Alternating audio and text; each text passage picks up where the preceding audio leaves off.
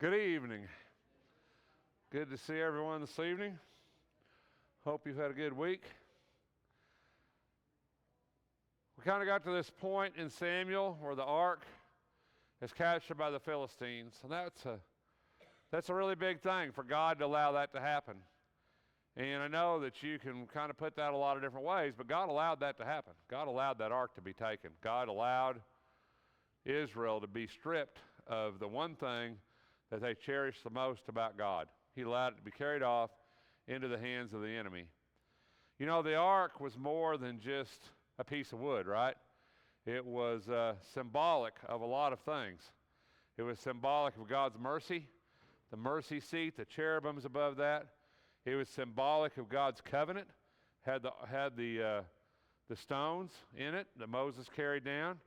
It was symbolic of God's providence, God's providing, that had the manna in it, right? It was symbolic of God's providence. It had Aaron's rod that budded within it. It was symbolic of everything that God represents: mercy, providence, providence, all those, and covenant. All the things that God represents were the ark, everything. And it was one of those things, when that was carried off, it was like defeat. It was like the most defeat you could feel within your life. It was like everything had been stripped from you. Your God had been taken from you. That's what it was like. God had been taken from you. The ark wasn't, of course, at this time in a temple. It was in a tabernacle. It's still in a tent. It was in Shiloh. It wasn't in Jerusalem. They carried it from this tent in Shiloh.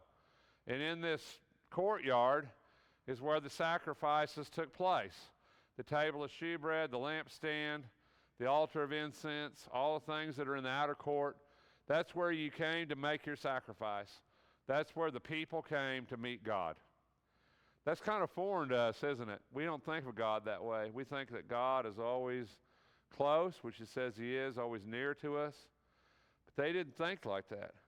They thought this was where you had to go to meet God. You had to go to the temple. You had to go to the tabernacle. That's where the priests were. That's where you made your sacrifice. That's where everything happened. It was the center of Judaism, center of Jewish life. And inside of this tent, there were two rooms, right? There was a holy room on the outside, and then behind that curtain was the Holy of Holies, where the Ark of the Covenant resided. And the Holy of Holies is only to be entered into once a year, right? By the high priest to make atonement for the sins of the people. This was sacred ground. This was as holy can get. Doesn't get any more holy than this. This is it. And then this is the symbolism, and became the symbolism of Judaism. And when they built the temple, that became the symbolism of Judaism.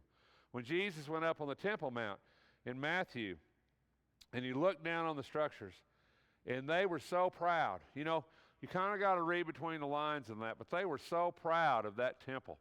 Herod's temple, we call that Herod's temple, because Herod had started rebuilding that before Jesus was ever born. It was the second temple, which is the temple that Ezra built, but it was, of course, in disrepair. Ezra never built it to the standards of Solomon's temple. He didn't have the resources to do that. So Herod, to appease the Jews, came in and renovated. It's a multi-decade project. Renovated this whole temple, rebuilt it. Still going on. When Jesus was there, they were still building.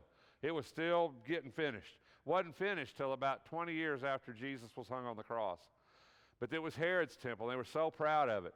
And they looked down on it, and they said, look at all these buildings. And Jesus says, verily, verily, I say to you, right, not one stone will be left upon another. You know, that was the way. Just as the ark left here, the ark would leave. God's presence would leave Jerusalem because God would forsake it. And that's what God did here. You know, it had to be something to see, didn't it? At night, there was a pillar of flame above it, and during the daytime, there was a cloud. Every day. That's, now I don't know once they crossed the Jordan, but every day they were in the wilderness, there was this flame. Every night, you knew God was there every night. You saw God every morning. You didn't have to think, where's God? You didn't have to think, well, I believe in something I can't see. It was right there. Right? That's almost hard for me to imagine, isn't it? And yet they didn't have faith. Isn't that amazing? They didn't have the faith to cross the Jordan when every night they saw that. Every night they saw God, and they didn't cross. You know, you kind of got to wrap your head around the whole thing. It's hard, almost hard for me to believe, hard for me to understand. God led them in the wilderness, right? Led them by night with this flame and led them during the day by this cloud. He led them where he wanted them to go. His presence was always there. He was always there. You know, it says in this time, ancient time, according to Jewish tradition, there were two lambs, right? There was the scapegoat, we call it, and there was the paschal lamb. And the scapegoat was the one that the priest laid his hands on to lay the sins of Israel on it, and they turned it loose into the wilderness and drove it out to the wilderness and drove it off a cliff. To symbolically was carrying away the sins of Israel. In ancient times, Jews say that when the priest laid his hands on that white lamb, because it had to be a white lamb, right? We know how it is. White lamb, no blemish. When the priest laid his hands on that lamb, its wool turned black, and it ran off into the wilderness. Whether that's true or not, but that's what they claim in Judaism. So it was very symbolic, these things. And in this ark, it was made of acacia wood. It had a pure gold overlay. It wasn't really big. It was 4.5 feet long. It was 2.5 feet wide, 2.5 feet high. So it wasn't extremely large. But you know, you consider what this thing had to weigh, right? It's made out of solid wood. It's covered in gold. The cherubims on top are gold. You know how heavy gold is. It's got 2 stone tablets inside of it, right, that Moses carried down off the mount. It's got these other things inside of it. It was a symbol of the presence and glory of God, Numbers 14:43. It was a testimony of the Lord written on 2 stone tablets given to Moses on Mount Sinai, were the only items in the ark. It says in 1 Kings 8:9. But in the New Testament, in Hebrews, it says it contained the manna in the wilderness and Aaron's rod that budded. So we know those things were in the ark. It's called the Ark of God. It's called the Ark of God's strength in Psalms 132:8. It's called the Ark of the Testimony in Exodus 36. So it's not real big. It has these poles that run through it, and it was to be carried on the shoulders of priests. It was never to be touched. And even when they brought it out of the Holy of Holies, they had to cover it. The high priest, the priest had to go in and cover this with 3 layers of covering before they would ever carry it out of the temple, out of that. So the people of Israel essentially never really at that time ever saw the ark. They never really saw it. They just saw it covered up because you couldn't. It was that holy. It was that sacred. You couldn't do it. Now later on, I think they did, and I think when they carried it into the Philistines, they did. But it had these cherubims, these gold cherubims on top, the wings. We call that the mercy seat, where God gave mercy to Israel. It was an amazing thing. In Hebrews 9, it says, there was a tabernacle prepared, the outer one, in which the lampstand and the table and the sacred bread. This is called the holy place. That's that first room. And then behind the second veil, you know that second veil, at the time of Christ, this is, which I don't know if you know much about weaving cloth, and I don't know a lot about weaving cloth, but I know a little bit about weaving cloth. If you ever notice when Jesus was on the cross and they didn't want to tear his coat, right, his cloak, his outer coat, because what did they say? It was woven in what? One piece. You know, I don't know much about weaving, but I know what to do that is very time consuming. It costs a lot more because they actually weave in every place for your arms. It's all one continuous weave. The temple, the curtain for the temple was one weave. Now I can't tell you because I can't remember exactly how big it was in the thing in the wilderness in the tabernacle. But at the time of Christ, that was 5 centimeters thick. It was 3 inches thick. It was 30 feet, I think 30 or 40 feet tall and 30 or 40 feet wide, one piece. One piece. I can't even imagine what that would weigh, you know? And it was held above there by a big stone column. And when Jesus was crucified, do you remember what it said? The veil of the temple was tore, right? From top to bottom. Remember that? From top to bottom. You know, if you ever wear something out, like a piece of clothing or whatever, it always frays at the bottom where it drags. And generally, if it's going to tear, it's going to tear from the bottom. There's significance in all this stuff.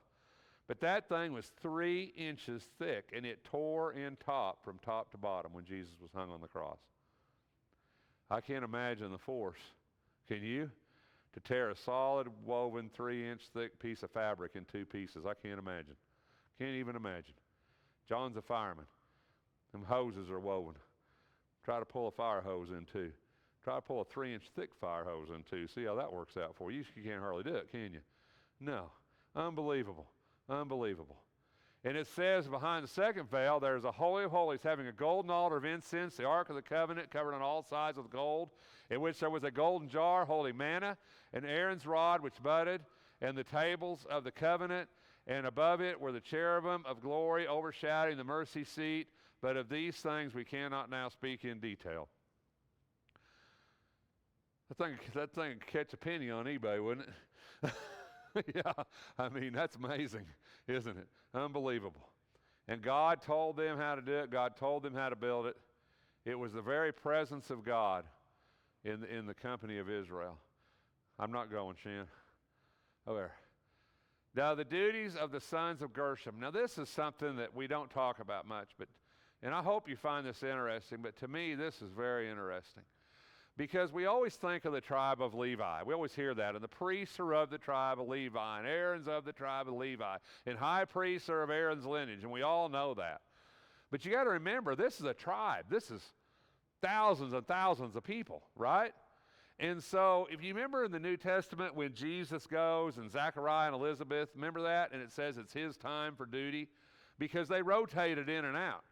But only certain groups. And this kind of explains that a little bit in Numbers 3. It says the duties of the son of Gershom in the tent of meeting involved the tabernacle and the tent, the covering and the screen for the doorway and the tent of meeting, the hangings of the court and the screen for the doorway of the court, which is around the tabernacle, and the altar, its cords, according to all the service connecting them. So that was what they did. So the Gershom, tribe of Gershom, which this is the tribe of Levi, but the sons of Gershom, they're responsible for this stuff. And then of Kohath, the family of the Amorites, and the family of the Israelites, the family of the Hebronites, the family of the Israelites, these were the families of the Kohites. And the numbering of every male from a month old and upward, there were 8,600 performing the duties of the sanctuary. 8,600 people. You know, you consider how big Israel was, how many people. It's hard for me to wrap my head around the scale of what went on at that tabernacle. Just almost hard to believe. How many people, thousands, millions of people going in there, sacrificing, blood, whatever, going on all the time. And it says the numbering of every male, 8,600, and the families of the sons of Kohath were to camp on the southward side of the tabernacle, and the leader of the fathers' households of the Kohath families. It says their duties involve the ark, the table, the lampstand, the altars, and the utensils of the sanctuary, in which they minister, and the screen, and all the service concerning them. So they did the lampstand and the altar. So you have these different groups of people who are responsible for different things when you moved the ark. These different families, that's what they did. And they made their living off of the sacrifices and the stuff of the temple. So it was their job. Their duties involved the ark, the table, the lampstand, the altars, the utensils of the sanctuary which they minister. It says, and then the chief, as head of the leaders of the Levites, had the oversight of those who perform the duties. Right? The family of the Mohites, the family of the Mushbites, these were the families of Merari. They numbered men in the numbering of every male from a month old and upward. There were 6,200. The leader of the fathers' households of the families of Messiah was, and so you see, you start to get an idea of maybe of the scale of how big this really was. If you go on down here, it says the sockets, the equipment, the service, the pillars around the court, their sockets, the pegs, the cords, those who camp before the tabernacle eastward, and the tent of meeting towards the sunrise are Moses and Aaron and the sons performing the duties of the sanctuary for the obligation of the sons of Israel. But the layman coming near was to be put to death. All the numbered men of the Levites whom Moses and Aaron numbered at the command of the Lord by their families, every male from a month old and upward, was 22,000. So it kind of gives you an idea of the scale of this, how big this was. This was This was huge. Now, this was kind of interesting to me. This is about oxen. So they give him these oxen, right? Because they got to carry this tabernacle. The one guy's got to carry them poles and got to carry all that surrounding, right? That's a lot of stuff to pack, even for a lot of people. You know, it's a big deal. So it says, accepted things they be used in the service of the tent. You shall give them to the Levites, to each man according to his service. So Moses took the carts, the oxen, and gave them to the Levites. 2 carts and 4 oxen he gave to the sons of Gershon, according to their service. 4 carts and 8 he gave to the sons of Merari, because they carried the outside stuff, right? The big poles, all that stuff, according to their service. And under the direction of Ithamar, the son of Aaron the priest, but he did not give any to the sons of Kohath. So all these other guys got oxen and carts, but the sons of Kohath didn't get any because they had to do the holy objects. And all that stuff had to be carried on your shoulders.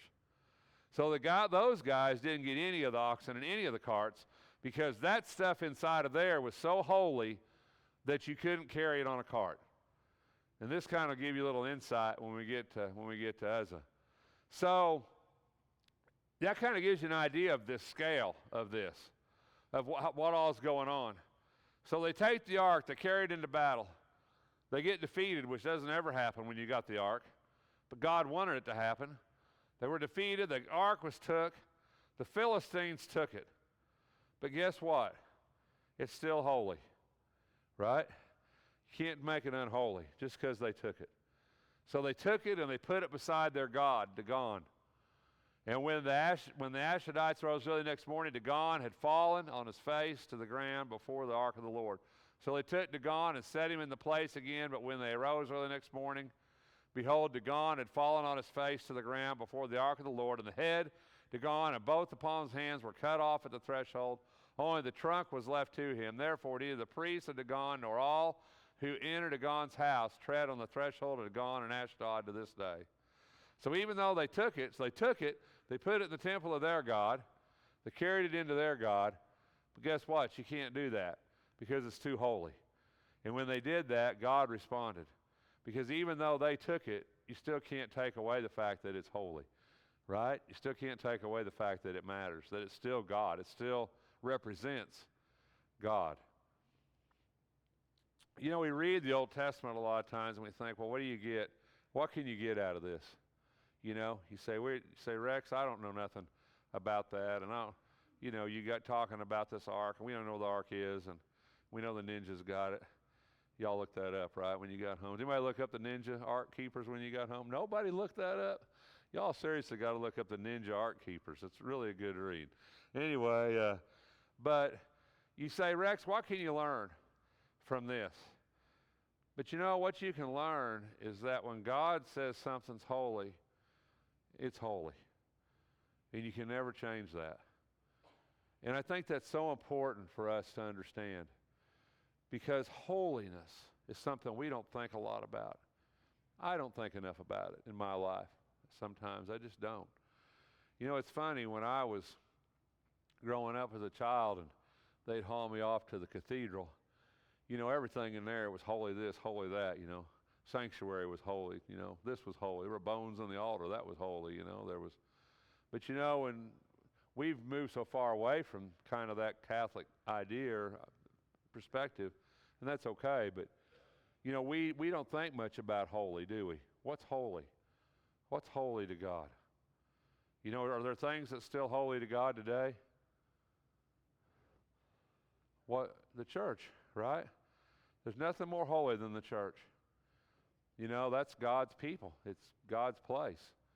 You know, just as much as God dwelled at this tabernacle, it says now God dwells in his people. God dwells in the church. It's holy, right? You know, marriage is holy before God, isn't it? Isn't that right? Marriage is holy before God. You covenant before God to be faithful to your spouse, to be a good spouse. That's holy before God. You know, Paul says that your children are sanctified. Remember that? We read that in Corinthians? Your children are sanctified. You know, things are still holy to God, and that hasn't changed. And when something's holy to God, you can't make it unholy. You just can't take it away.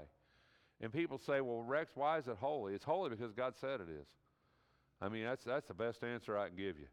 You know, I've always thought about Moses in Exodus. Moses comes up, the bush is burning, the bush is on fire. God tells Moses, he says, take off your sandals, for the place you're standing is holy ground, right? And Moses would be like, well, it just looks like this dirt over here, right? And it does. But when God says it's holy, it's holy. And you need to keep your hands off of it. I mean, we'll get to that when we get to Uzzah. Because we can't touch what's holy with unclean hands. There's a whole lesson in that. You can't do it. Because we can't. We can't be part of the church. We can't be part of the body and be unclean. We have to be cleansed by Christ. We're sanctified by Christ. You know, that's why we can do it. Because Christ cleansed us. Christ get us in a position to do that. Without him, we can't do that. We can't get close to God without Christ. This is impossible for us to do. This was such a big thing to them. Now he's going to give them tumors, right? He ravaged them and smote them with tumors. And when the men of Ashdod saw that it was so, they're passing this thing around, right? You take it. All right, we don't want it. We got tumors. You take it. So they sent it someplace else, right? And when they sent it someplace else, they gathered all lords of the Philistines. So what shall we do with it, right?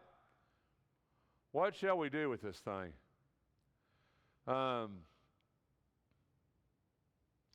So they sent, and they said, let the ark of the Lord of Israel be brought around to Gath. So they brought the ark of God of Israel around, and they had brought it around. The hand of the Lord was against the city with a very great confusion. He smote them into the city, both young and old, so that tumors broke out on them. So he says, so they sent the ark to Ekron, and the God came to Ekron, and the Edomites, or the Ekronites, cried out, saying, they have brought the ark of God of Israel around us to kill us and our people. And they sent therefore, gathered all the lords of the Philistines, said, send away the ark of the God. Let it return to its own place, it will not kill us and our people. For there was a deadly confusion throughout the city. And the hand of God was heavy there, and the men who did not die were smitten with tumors, and the cry of the city went up to heaven. You know, just because you capture it doesn't mean it belongs to you, right? Just because you capture it doesn't mean it belongs to you. Never belonged to them. It was still God's. It was still God's presence. It still had representation. And because of that, even though they carried it to all these strange places, God was still going to put his hand upon them, because you can't do that. When Ananias and Sapphira in Acts, when they came and they said, we sold this land. Remember that story? We sold this land for so much money, right? And then the angel of the Lord struck him dead. You remember that? And then Sapphira comes in. She says, you sell it for such and such? Well, yeah. And he says, why have you lied? And it struck her dead. And people say, why? Why did it do that? Because they touched what was holy with unclean hands. I mean, plain and simple. And you say, well, why didn't God do that every time? Because God doesn't ever do it every time. You know, if you really look at Scripture, really look at the Bible, you're going to find only 3 real times in Scripture where God struck somebody dead for doing something that he said not to do. Now, I realize there's probably more times that happened in the Old Testament than what we have recorded, but I'm just going to say there's 3 times specific. One time was the sons of Aaron, right? When the sons of Aaron offered strange fire to the Lord, and the Lord struck them dead. Why? Because they worshiped God in a way that God didn't say to worship them. Well, people have been doing that wrong for centuries, but God hasn't struck everybody dead. No, but it was the first time. You ever read that story? That was the first time.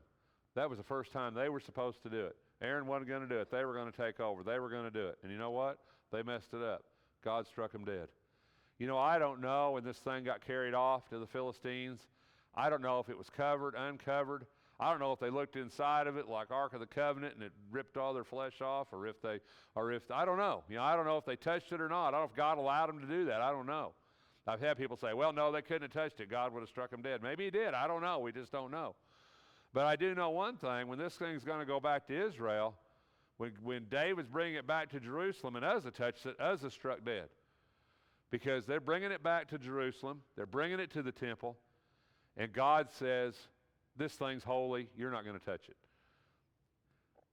First time the church, Acts, Ananias and Sapphira, beginning of the church. A lot of people have abused the church since Ananias and Sapphira. They're doing it today, I promise you. But guess what? It was the first thing. It was that example. You're not going to do this. Keep your hands off what's holy. You know, I remember old Bill Banks and preached forever, and Crowder. And I always loved Bill, and I you still got some of his sermons on cassettes. I like listening to his sermons. He's been dead a while now, but I always remember one thing he was talking about this thing one time. It's always stuck in my head, I guess because of my grandma, but he said, if God says it's holy, you better keep your cotton picking hands off of it. That's always stuck with me because that's what my grandma always said. Get your cotton picking hands off that. So that's always stuck with me, you know. I don't know what cotton picking hands have to do with it, but it's always kind of stuck in my head. If it's holy, keep your cotton picking hands off of it, you know. And that's what we need to do because God made it the way God wants it to be, right? God made that the way God wanted it to be, and we're not to mess with it. God didn't ask his opinion when he built the ark. He didn't ask man's opinion. He said, build it just like this. Perfect. Give you exactly. This is exactly what it's going to look like. This is exactly how you're going to build it. This is exactly how I want it to look. When he did that sacrifice, he said, this is my fire. This is the fire I want you to use. I don't want you to use any other fire. When he did the church, when he built the church, he said, I bought this church. I paid for this church. I purchased these people with my blood. And it's just what I want it to be. Keep your hands off of it. Unfortunately, we can never keep our hands off of anything, right? And that's our problem. Sometimes we need to learn to keep our hands off stuff. And this is the case. So they've been in the Philistines 7 months, and they decided we can't keep this thing anymore. We have to get it home. So he said, don't send it away empty. You shall surely return to him a guilt offering. You will be healed. And it will be known to you why his hand is not removed from you. Then they said, what shall be the guilt offering? And they said, 5 golden tumors and 5 golden mice, according to the number of the lords of the Philistines. For one plague was on all of you and on your lords. So you shall make likenesses of your tumors and likenesses of your mice that ravage the land, and you shall give glory to the Lord of Israel. Perhaps he will ease his hand from you, your gods, and your land. To them, they didn't deny God. They just didn't think he was the only one, right? They believed in gods, multiple gods. It was okay. They didn't deny God existed. They didn't deny God. They thought maybe this God was more powerful than their gods, but trust me, they still thought they were gods. So it was okay for them to call our God God and their God God. They didn't have any problem with that. So, yeah. The what now? The tumor?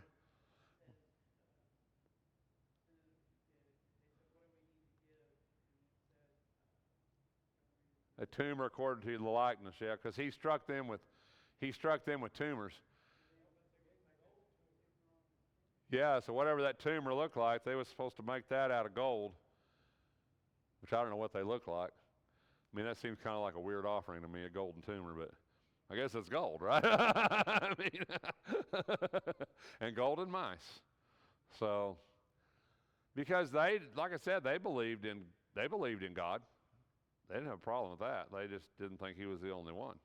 So, they didn't have any problem with making a sacrifice to another god. Didn't mean anything to them.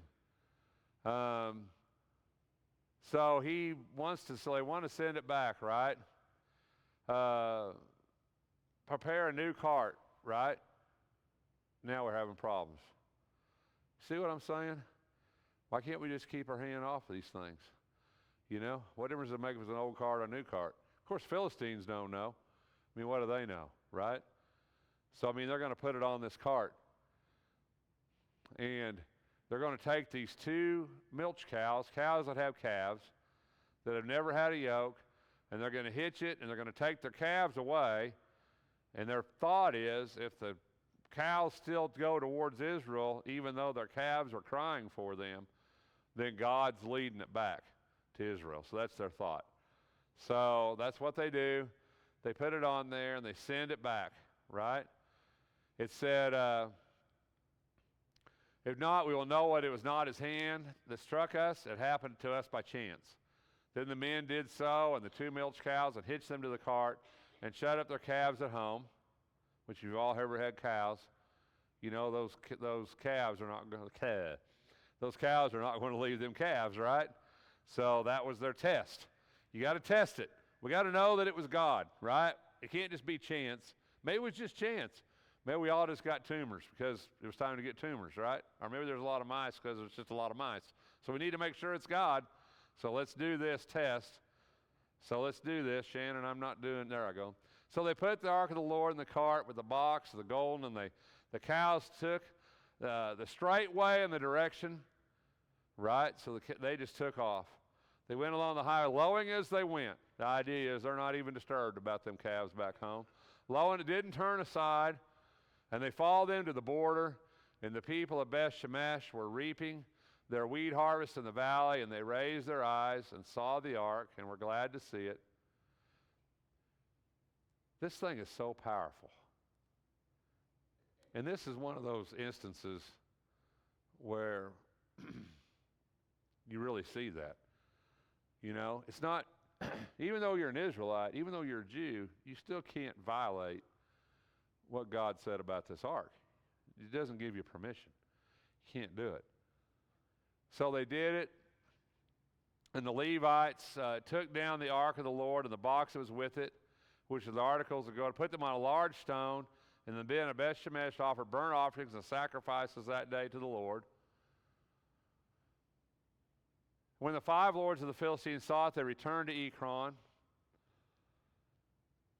But what's going to happen here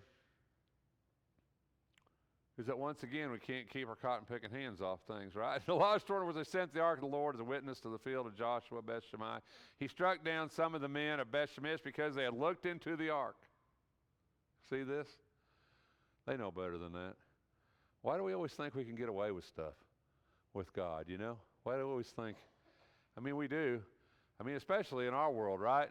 Because let's face it, if God reached down and smacked us every time we did something wrong, we'd probably pay attention.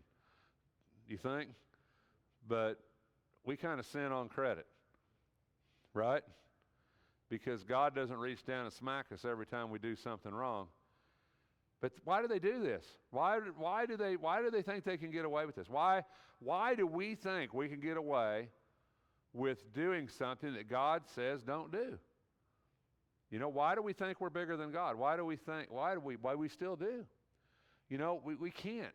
You can't do what God says not to do and live. I mean, it's just life. I just don't know how else to say it. And every time I read this story, that's what I think about. Why did they do that? Why they know better than this? Right? I mean, it didn't work out for Raiders of the Lost Ark. You know, how's it going to work out for them, right? I mean, they know better than this. And it says he struck down all the people, 50,070 men. I mean, that's a scad, right? I mean, that's a lot of people. Don't mess with God. We haven't learned that. We haven't learned that in 6,000 years. Don't mess with God. And God said don't do this. God said don't touch it. God said don't look inside of it. We got to look. Do you think you would have looked? Do you think if the ark come in, you would have thought, I really need to see what's inside of that. It's worth a chance. I think I'll sneak a peek. You know? I don't know. I don't know what the mentality is for this. But it says they mourned because the Lord had struck the people with a great slaughter. I don't know how he killed them here. It doesn't say. But he killed 50,070 people because they looked in the ark. So when you see that Raiders of the Lost Ark and they open that thing and all them people die, not the first time. Just throwing that out there. Right? Yeah. No, it wasn't. Right. Yeah, not 50,000 people looked in there, but 50,000 people paid the price. Right? For what somebody did. And we're going to see that in Samuel. So they said, who's able to stand before the Lord, this holy God? And to whom shall to whom shall he go up from us? So they sent messengers to the habits of Kirjath Jearim, saying, the Philistines have brought back the ark of the Lord. Come down and take it up to you. Who is able to stand before the Lord, this holy God? Well, people who do what he says to do. I mean, it's pretty simple. So, the men of Kirjath Jearim came, took the ark of the Lord, brought it to the house of Abinadab on the hill, and consecrated Eleazar his son to keep the ark of the Lord. From that day the ark remained. The time was long, for it was 20 years, and all the house of Israel lamented after the Lord. Then Samuel spoke to the house of Israel, saying, if you return to the Lord with all your heart, remove the foreign gods and the Ashtaroth from among you, and direct your hearts to the Lord and serve him alone, then he will deliver you from the hand of the Philistines. So the men of Israel removed the Baals and the Ashtaroth and served the Lord alone. Then Samuel said, gather all Israel to Mizpah, and I will pray to the Lord for you. So Samuel starts to come on the picture here. Samuel tells them what to do. Samuel says, I will pray for you. Samuel says, put the foreign gods away from you. They once again were in this idolatrous situation. There's no king yet at this time. We're still under the age of judges, and they're still falling away, doing what they shouldn't do. And Samuel's trying to unite them in this common vision for God, to get rid of the things that stand between them and God. And they gathered, and they poured it out before the Lord, and they fasted on that day, and said, you have sinned against the Lord. And Samuel judged the sons of Israel at Mizpah. And when the Philistines heard the sons of Israel gathered, the lords of the Philistines went up against Israel, and when the sons of Israel heard it, they were afraid. And the sons of Israel said to Samuel, do not cease to cry to the Lord our God for us, that he may save us from the hand. And Samuel took a suckling lamb and offered it for a whole burnt offering to the Lord. And Samuel cried to the Lord for Israel, and the Lord answered him. Samuel was offering up the burnt offering, and the Philistines drew near to battle, and the Lord thundered with a great thunder, so that on that day against the Philistines, and confused them, so that they were routed before Israel. So once again, God comes back. This is such a reoccurring theme, but it's good for us. This is good for us. You know, people say, how can them people be so stupid? They would go away from God, they repent, God would rescue them. But it's good for us, because you know what it teaches us? Is that God gives a lot of chances. I like that, right? God does give us a lot of chances. As long as we turn back and repent just like they did, God gives us a lot of chances. God's gracious and merciful. God should have done away with Israel a long time ago, but it wasn't time for that yet. But here, he's going to stand for them. He's going to fight for them. They pursued the Philistines, and they struck them down. And Samuel took a stone and set it between Mizpah and Shin and named it Ebenezer. Remember that song, Here I Raise My Ebenezer? Right? Ebenezer, saying, thus far the Lord has helped us. The next time you sing that song, that's what an Ebenezer stone is. Thus far the Lord has helped. Here I raise my Ebenezer. Right? When we sing that song. Some people, we sing them old songs, and people goes, what does that word mean? It's kind of a funny story on that song. They sung that song one Sunday, and a lady caught the preacher out back and said, where do I get an Ebenezer, and how much do I water it? so sometimes we don't know what those songs mean, but that's what it means. So far the Lord has helped us. So the Philistines were soon, they did not come any more within the border of Israel. The hand of the Lord is against the Philistine all the days of Samuel, because God favors Samuel. And the cities which the Philistines had taken were restored to Israel, from Ekron to Gath, and Israel delivered their territory from the hand of the Philistines, and there was peace between Israel and the Amorites. You know, the ark coming back to God was, the ark coming back to Israel was like God coming back to Israel, like God's. But if you look at how God brought it back, God punished the Philistines with all these terrible things in order that the ark could come back to Israel. It's just kind of amazing how God works. Bill talked about adversity, how adversity in our lives. But God a lot of times uses that, doesn't he? I've often thought, as we get close to the end of time, I've often thought that it's a lot easier being an old preacher than a young preacher, because when you're an old preacher, you kind of know what it's like. You kind of know what life's like. And I think that would be hard. When I was 18 or 20, I can't imagine preaching at 18 or 20 or 25 or maybe even 30 because I didn't know. I didn't know what I know now. But I think when you get older and you live through things, it changes you. Adversity changes us, makes us different people. It either makes us better or it makes us worse, right? Either makes us bitter or it makes us thankful. Some people it drives away from God, some people it drives them towards God.